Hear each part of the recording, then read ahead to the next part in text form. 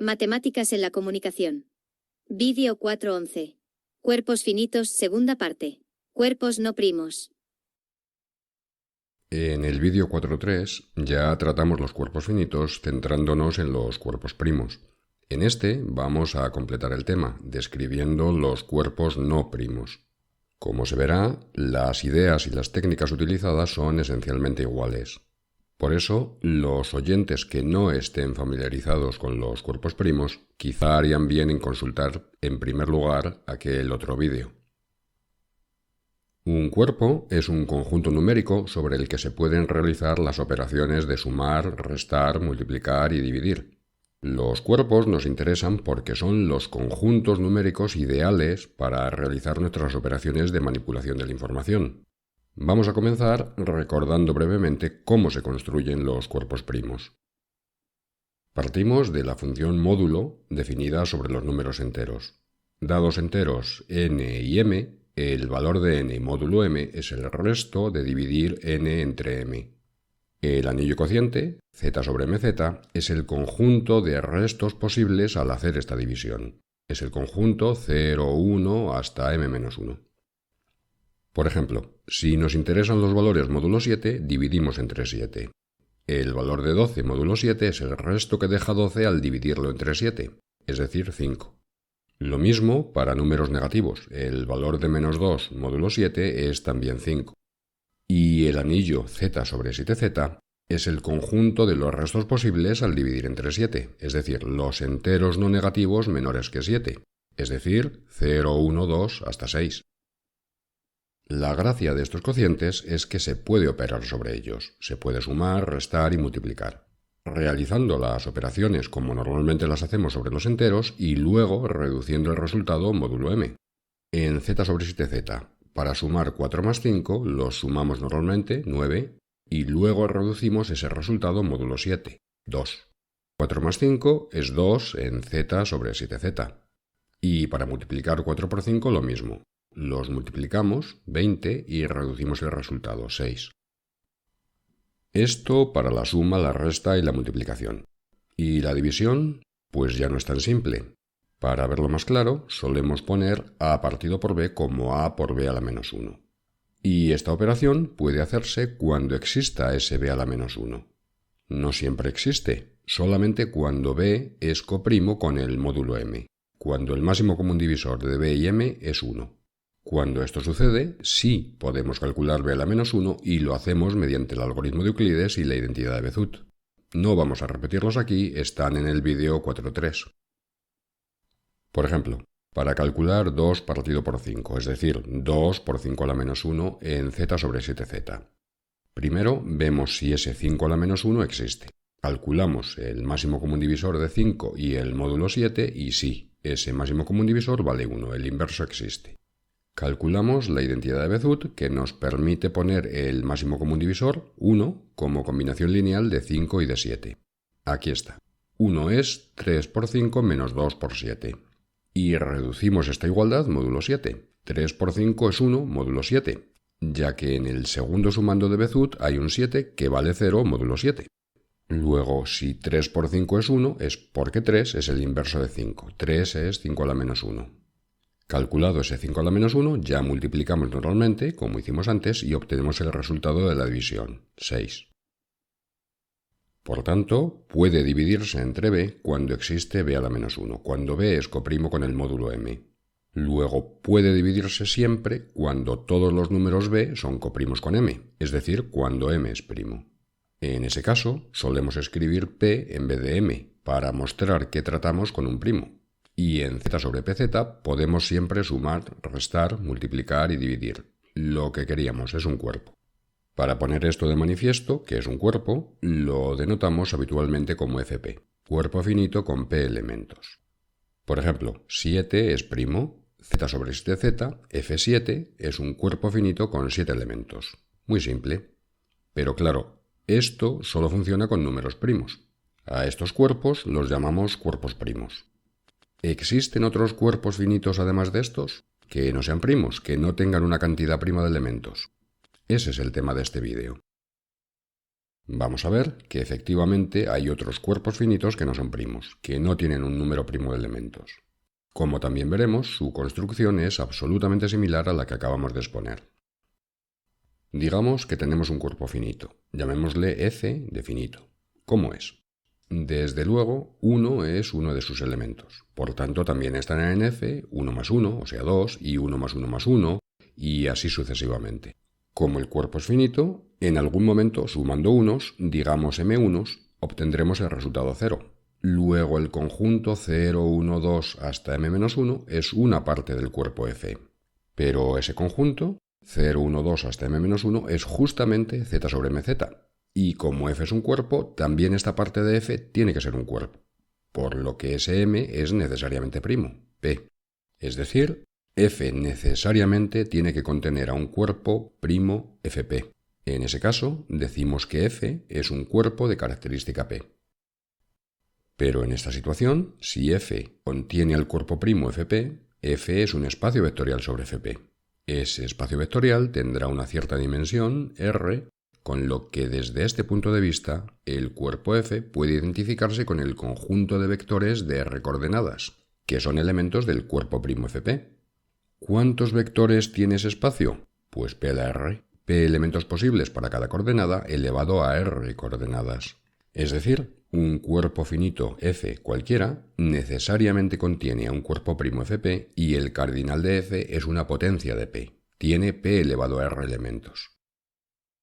Pues bien, para cada una de esos posibles cardinales p a la r, efectivamente existe un cuerpo finito con esa cantidad de elementos. Y de hecho existe solo uno. Es decir, existen cuerpos finitos con 2 elementos, 2 es primo, con 3, 3 es primo, con 4, 4 es 2 al cuadrado, con 5, pero no con 6. 6 no es una potencia de un número primo. Y así sucesivamente. Vamos a construir esos cuerpos. De la misma manera que fabricamos los cuerpos primos a partir de los números enteros, construiremos los cuerpos no primos a partir de polinomios. Polinomios con coeficientes en esos cuerpos primos que ya tenemos. Denotamos por fp de x el anillo de polinomios con coeficientes en fp. Tenemos así los anillos f2 de x con coeficientes en f2, f3 de x con coeficientes en f3, etc.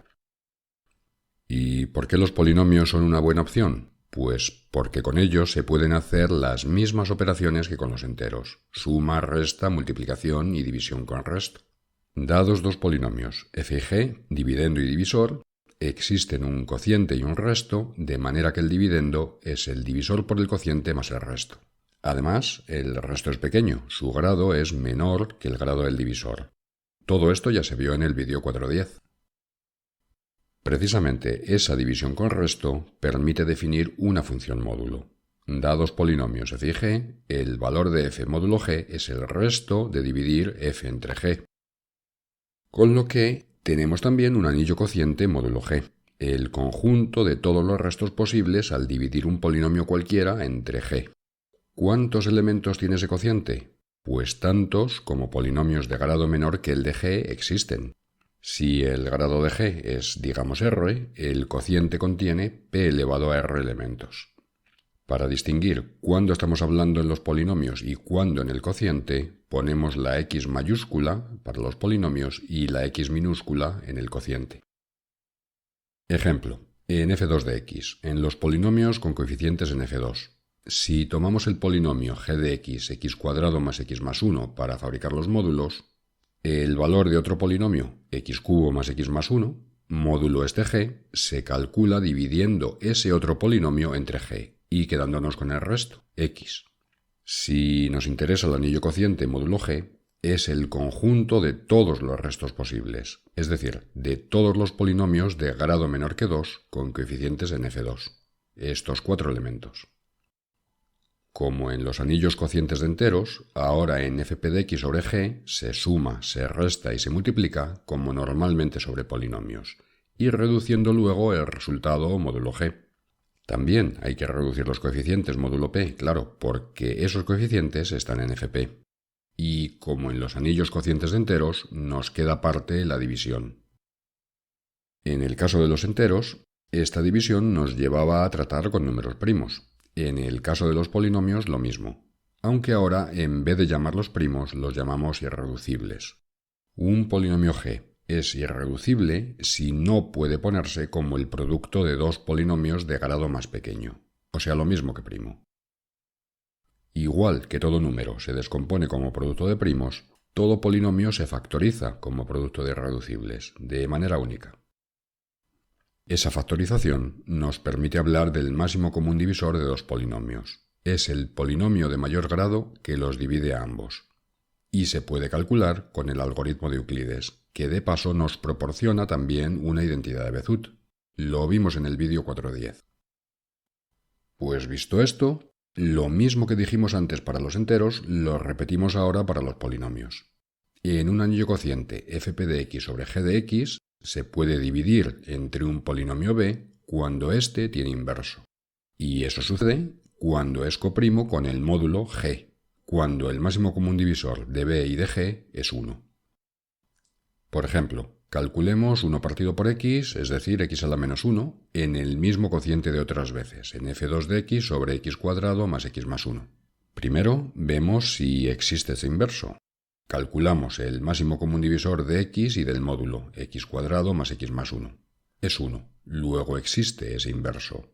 Y lo obtenemos de la igualdad de Bézout. 1, el máximo común divisor, se pone como x más 1 por x más x cuadrado más x más 1. Reducimos esta igualdad módulo el polinomio g, x cuadrado más x más 1, y resulta que en el cociente x más 1 por x es 1. Luego x más 1 es el inverso de x, es x a la menos 1. En definitiva, en el cociente módulo g de x puede dividirse entre un b si existe b a la menos 1, si b es coprimo con el módulo g de x. Luego puede dividirse siempre si todos los polinomios de grado menor que g son coprimos con g, es decir, si g es un polinomio irreducible. En tal caso, en el cociente módulo g se puede sumar, restar, multiplicar y dividir. Es un cuerpo. Y contiene p a la r elementos, siendo r el grado del módulo g. Es el cuerpo que buscábamos. Lo denotamos por f p a la r, cuerpo finito con p a la r elementos. Por ejemplo, el cociente que hemos estado tratando en los ejemplos, como x cuadrado más x más 1 es irreducible, el cociente es un cuerpo con 4 elementos, f4. Simplemente vamos a ver un ejemplo de todo esto. Digamos que nos interesa un cuerpo con 8 elementos. 8 es 2 al cubo, así que ese cuerpo será una extensión de grado 3 del cuerpo primo f2. Para construirlo, necesitamos un polinomio irreducible de grado 3 sobre f2. ¿De dónde lo sacamos? ¿Cómo sabemos si un polinomio es o no irreducible? Bueno, el problema es similar al de saber si un número es primo. Hay criterios que nos permiten asegurar que un polinomio lo es o no lo es, y hay tablas de polinomios irreducibles, por ejemplo, en Internet. Nosotros queremos uno de grado 3. Para este grado es fácil ver si son irreducibles o no. Si el polinomio g fuera reducible, se descompondría como un polinomio de grado 2 por otro de grado 1. Si el de grado 1 es x más alfa, entonces alfa es una raíz. Así que si g no tiene raíces, entonces es irreducible. Hacemos una lista con todos los polinomios de grado 3 sobre f2 y vemos si tienen raíces o no.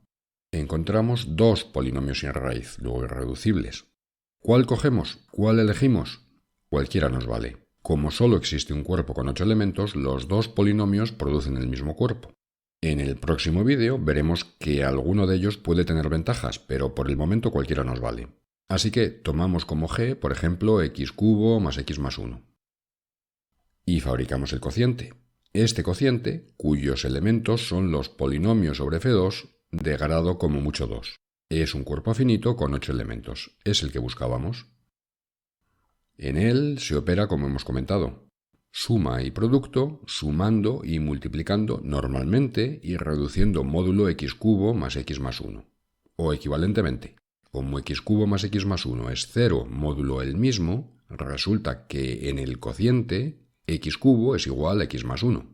Hacer esta sustitución es lo mismo que reducir módulo x cubo más x más 1. Dejamos un par de operaciones para que los interesados pausen el vídeo y las verifiquen. Y el inverso se calcula mediante Euclides y Bézout. Volvemos a dejar un ejemplo. Y esto es todo. Así se construyen y así se computa en cuerpos finitos. Antes de acabar, un último tema. El ascenso y descenso de cuerpo. ¿De verdad se utilizan en la práctica estos cuerpos que hemos fabricado? En una computadora almacenamos la información mediante bits, elementos de F2. Pero además de almacenarla, hacemos cosas con ella, la manipulamos. Normalmente, esas manipulaciones involucran operaciones matemáticas que se hacen no en forma de bits, sino de bytes, de octetos. Un octeto, un byte, está formado por 8 bits, este que tenemos aquí. Hay 2 a la 8, 256 bytes distintos. Se identifica cada uno de ellos asignándole un número, el que expresa la escritura en base 2 de ese byte. Vimos estas cosas en los vídeos 1.3 y 2.1.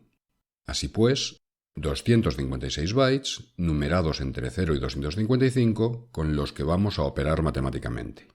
Para hacerlo, parece natural identificar el conjunto de bytes con el anillo cociente z sobre 256z y operar en él. Pero no se hace así. ¿Por qué? Porque z sobre 256 no es un cuerpo, no se puede dividir, con lo cual las operaciones matemáticas no funcionan tan bien. Y queremos que sí funcionen bien, así que identificamos el conjunto de bytes con un cuerpo, con el cuerpo finito con 256 elementos, F256, y ahí sí podemos operar sin problemas. Para ello hay que fabricar este cuerpo, hay que usar un polinomio irreducible de grado 8. No hay uno estándar, pero muchas veces se usa este que estamos poniendo. X a la 8 más X a la 4 más X al cubo más X más 1.